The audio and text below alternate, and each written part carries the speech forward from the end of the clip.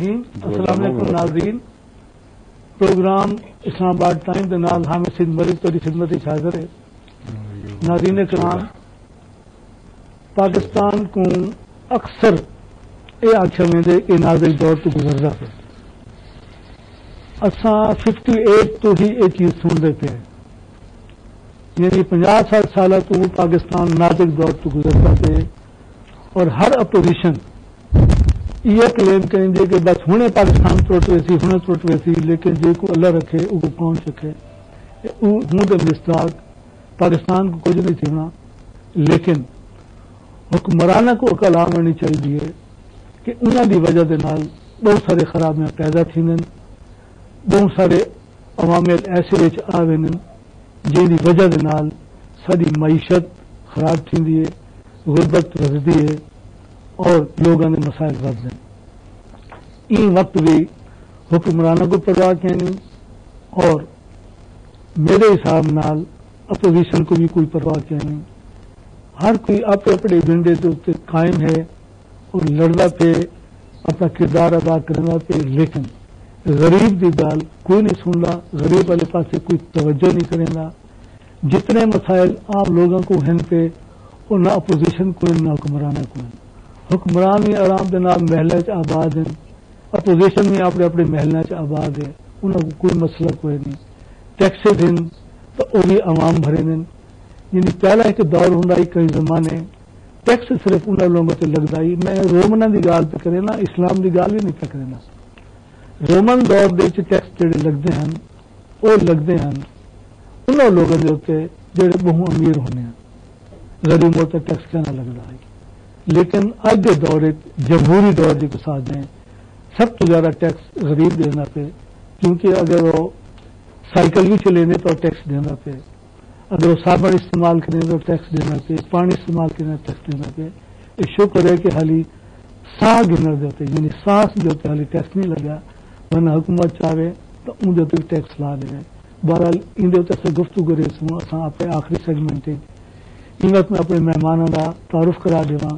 اور سارا جو اج کا موضوع ہے خاص طور پہ وہ ہے کہ کمیشن بن دے کہ نہیں بنتا اگر بن دے تو ان کی کیا صورتحال تھی سی نہیں بن دے تو ان کا نتیجہ کیا ہو سی میرے پہلے مہمان جناب ناصر علی شاہ صاحب انہوں تعلق پاکستان پیپلز پارٹی کے نام اور ایم این اے کوئٹہ شہر تو میرے جودے مہمان ہیں جناب وزیر الرحمان صاحب انہوں تعلق پاکستان مسلم لیگ نواز کے نال ہے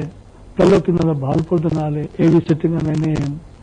میرے تیجے مہمان ہیں عامر مغل صاحب انہوں تعلق پاکستان تحریک انصاف کے نال ہے جی شاہ صاحب میں آپ سے گفتگو کا آغاز کرتا ہوں حکومت ہے پاکستان پیپلز پارٹی کی اور آپ بھی اسی پارٹی کے ساتھ منسلک ہیں دل سے ہیں یا جیسے بھی ہیں بہرحال منسلک ہیں آپ کو ہم دیکھتے رہتے ہیں میڈیا پر کہ آپ حقائق زیادہ بیان کرتے ہیں جھوٹ سے آپ کو نفرت نظر آتی ہے تو یہ بتائیں کہ کمیشن جو ہے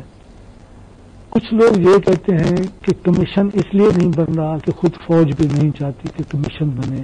اور ہماری کمزوریاں آگے نہ آئیں لوگوں کو پتہ نہ چلے اور کچھ لوگ یہ کہتے ہیں کہ حکومت نااہل ہے اس لیے کمیشن نہیں بنا رہی تو آپ کے خیال میں اگر کمیشن بن جاتا ہے میں ذکر اس کمیشن کا کر رہا ہوں جو ایبٹ آباد میں واقع ہوا ہے اور جس میں اسامہ بن لادن کو ہلاک کیا گیا مبینہ طور پر اور اس کی جو لاش تھی وہ سمندر میں پھینک دی گئی اس پر بھی شکوک و شبہات ہیں کہ آیا واقعی انہوں نے اسامہ بن لادن کو قتل کیا ہے یا وہ پہلے ہی قتل ہو چکا تھا یا پہلے وہ مر چکا تھا کیونکہ اس کے متعلق یہ بھی سنا جاتا ہے کہ وہ ڈائلسس ہو رہی تھی اس کے گردے ناکارہ تھے تو ایک آدمی اتنے حالات میں کیسے کتنی دیر زیادہ زندہ رہ سکتا ہے تو وہاں سے کوئی ڈائلسس مشین بھی نہیں ملی ایبٹ کے کمپاؤنڈ سے تو کمیشن کیوں نہیں بنایا جا رہا جبکہ اپوزیشن بہت زور لگا رہی ہے ممکن ہے ان کے اپنے مفادات ہوں اپوزیشن کے آپ کے پاکستان پیپلز پارٹی سے آپ کچھ حقیقت بیان کریں بسم اللہ الرحمن الرحیم سب سے پہلے تو میں ملک صاحب آپ کو اس بارے میں کہوں کہ آپ نے کہا کہ آپ دل سے اس پارٹی میں ہیں یا نہیں جی جی میں آپ کے لیے عرض کروں کہ میں دل سے اس پارٹی میں ہوں. اچھا. میں منشور کی پابند ہوں. میں پاکستان پیپلز پارٹی کی منشور کی، میں اس کی آئیڈیالوجی کی پابند ہوں جو بھٹو صاحب نے بنایا، جو بھٹو صاحب نے شہید ذوالفقار بھٹو نے بنایا اور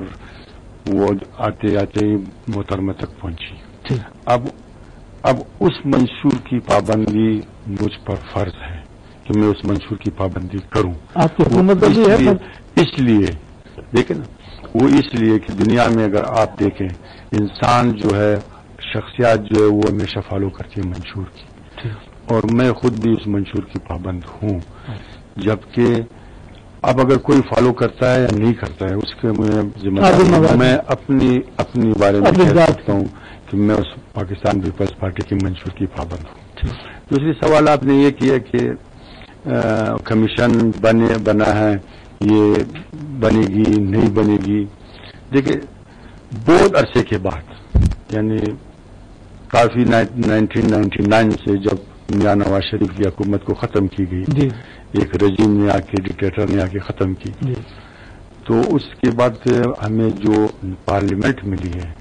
یہ ایک ساورن پارلیمنٹ وجود میں آئی ہے. یہ بہت مشکل سے اور بہت جتن کے بعد، بہت جدوجہد کے بعد، یعنی سیاسی لوگوں کی بہت اس میں جدوجہد ہے. خصوصاً اس میں جدوجہد میں آپ کو بتاؤں کہ محترمہ شہید بے نظیر بھٹو کی اپنی جدوجہد ہے کہ یہ پارلیمنٹ آج قائم ہے. میاں نواز شریف کی بھی ہے، میاں نواز شریف کی بھی ہے، میرے خاص سب کی ہے، جتنے بھی پارلیمنٹ کے اندر ہے یا پارلیمنٹ سے باہر ہے، سب نے جمہوریت کے لیے کوشش کی اور آج یہ پارلیمنٹ وجود میں آئی. اور یہ پارلیمنٹ جب بھی ہم سنتے ہیں اور سنتے آ رہے ہیں، یہ پارلیمنٹ ساورنٹ، یعنی یہ پارلیمنٹ ساورنٹ، خود مختار، ہر شخص اس میں خود مختار ہے. 342 ممبر ہیں، عوام نے ووٹ کیے اس کو، اور عوام نے اس کو پارلیمنٹ میں اس لیے بھجوایا کہ عوام کی مسائل کو وہاں ڈسکس کیا جائے اور عوام کی بہتری کے لیے کام کیا جائے. تو اب جب یہ ساورنٹ ہے، میں یہ کہتا ہوں جو جوائنٹ سیشن ہوا ہے ہمارے 14 مئی کو، تو اس میں ایک کمیشن کی ذکر کی گئی اور ہمارے جو فورسز، تینوں فورسز کے سربراہ تھے وہ موجود، ان کی موجودگی میں، بلکہ DGISI نے خود کہا کہ ہم نے جیسے بھی پرائم منسٹر صاحب ہمیں حکم کرے گا ہم اس کے پابند ہیں. جس ڈرون حملے کے حوالے سے، کمیشن کے حوالے سے، سب چیزوں کے حوالے سے جو بھی حکومت کہے گا ہم اس کی عمل درآمد کریں گے. تو میں بتاؤں نا کہ خود جناب یوسف رضا گیلانی صاحب جو پرائم منسٹر آف پاکستان ہے، انہوں نے خود بارہا اپنے فلور آف دی ہاؤس میں کہا ہے کہ پارلیمنٹ ساورنٹ ہے، آزاد ہے، خود مختار ہے. یہ نہیں قرارداد مؤثر کیوں نہیں ہے؟ پارلیمنٹ ساورن ہے تو اب یہ کمیشن کو بننی چاہیے. جس قسم کی قرارداد پاس ہوئی، جس قسم کی قرارداد اس دن لوگوں نے اس کو پوری ہاؤس نے پاس کی کہ یہ قرارداد بننی چاہیے، اور اس میں میرے خیال 9 یا 10 شقیں ہیں، تو اس پہ عمل درآمد ہونی چاہیے. میں اس کی بالکل حمایت کرتا ہوں، کیونکہ یہ ہماری پوری ہماری 18 کروڑ عوام اور پوری پاکستان کا وقار کا مسئلہ ہے کہ ایک قوت، یعنی آپ اس کو غیر ملکی قوت، وہ آ کر ہمارے ملک میں آ کے اس نے خلاف ورزی کی،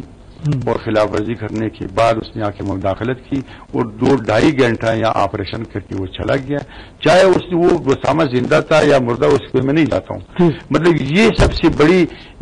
سے بڑی جو گناونی انہوں نے حرکت کی ہے، اس کی سوائے کہ آپ کمیشن بنائیں اور اس کی راستے کو روکنے کے لیے تحقیقات ہو، یہ اور کوئی راستہ نہیں آپ کے پاس، کیونکہ آپ نے جواب دینا ہے. کس کو جواب دینا ہے؟ آپ نے 18 کروڑ عوام کو جواب دینا ہے. 18 کروڑ عوام آپ سے جواب طلبی کر رہا ہے کہ آیا ہم اگر خود مختار ہیں کہ کوئی باہر کی لوگ کیسے آ کر ہمارے ملک میں مداخلت کر سکتے ہیں.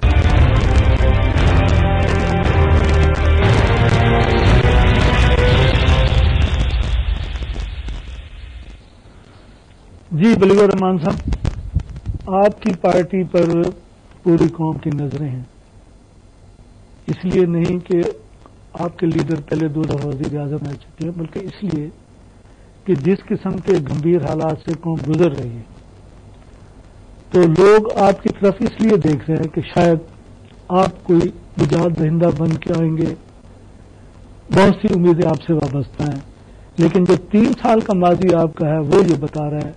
کہ آپ نے پیپل پارٹی کی حکومت کو ٹھیک ٹھاک قسم کا سہارا دیا ہے، جس کو آپ یہ کہیں گے کہ ہم نے جمہوریت بچائی ہے. لیکن اب صورتحال یہ ہے کہ مساق جمہوریت آپ نے کیا،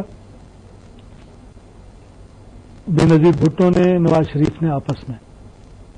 لوگوں کا تعلق نہیں ہے اس سے کوئی. آپ لوگ دونوں ملک سے باہر تھے، دونوں آپ نے ملک سے باہر رہ کر یہ مساق جمہوریت، یہ معاہدہ آپس میں کیا. لوگ نہیں تھے اس میں شامل، عوام نہیں تھے شامل، لیکن اس کے باوجود آپ کا وہ معاہدہ کہاں گیا؟ اس کی دھجیاں بکھر گئی، آپ صرف بولتے رہ گئے. اب قوم پر بنی ہوئی ہے، خاص طور پر یہ جو بجٹ آیا ہے اس میں بھی عوام کو کوئی ریلیف نظر نہیں آ رہا، اس کی پر بھی بات کریں گے. لیکن جو کچھ اب عوام اس میں ہے کہ آپ کیا کرتے ہیں. آپ کہتے ہیں کہ جی ہم نے